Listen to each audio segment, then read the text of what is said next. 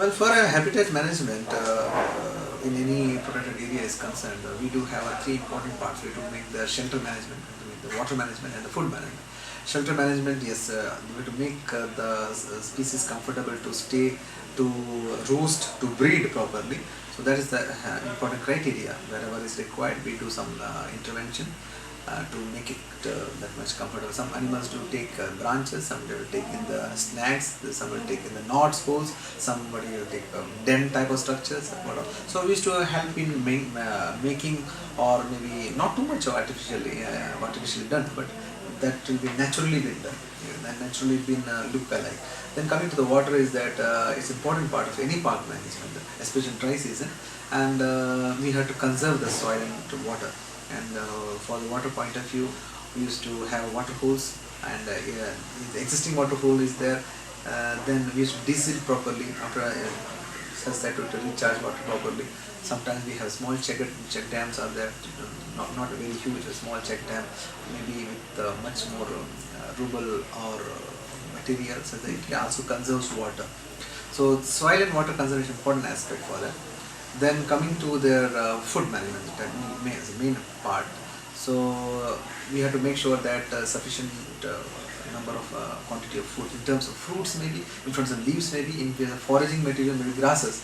Some fruiting trees we have to require, we have to plant it for the birds sometimes. For the foraging material, foraging plants, if we have to make sure that whether that area is been having sufficient proportion of palatable species compared to unpalatable species.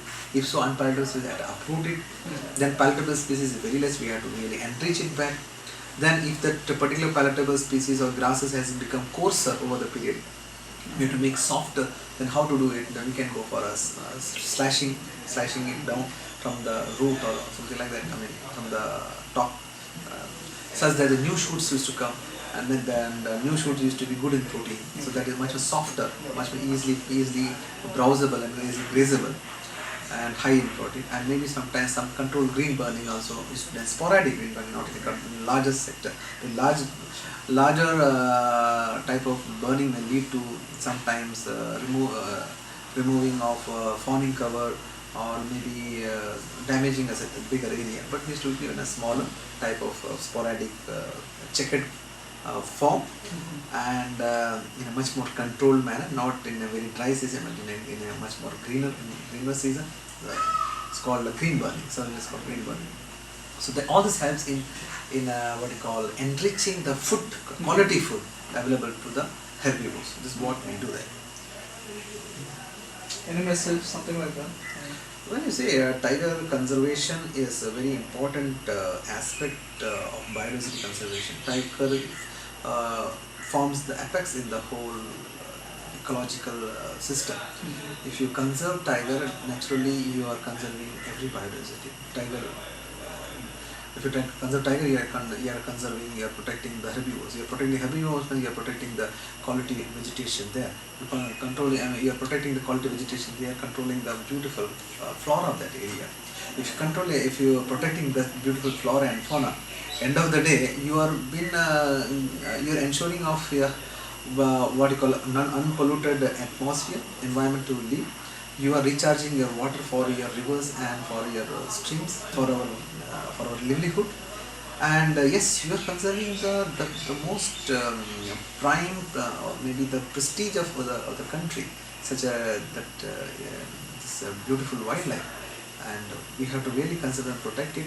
And at the end of the day, it's not a handful of forest officials can do this job. We need a massive army in terms of volunteers. It can be from everyone, people, maybe students, maybe the politicians, maybe the line departments, the corporates activities, sometimes damaging to the environment, maybe the factories or something. So they have to also be sensitized their responsibility back to conserve. So they have to do a great job. And school curriculum, college curriculum, activities outside, it's like a massive rallying, massive type of campaigning in different whatever medias is there. That could be audio media, video media, or maybe radio, FM radios, or maybe channels or news, and even the movie stars or the cricketers, and it has to be it has to go a massive way. I'm very sure it is picking up. Everybody understanding, realizing that importance. We hardly have 1,400 or 500 tigers, and we need a great army and a bigger green army to protect our flora and fauna, especially the tiger.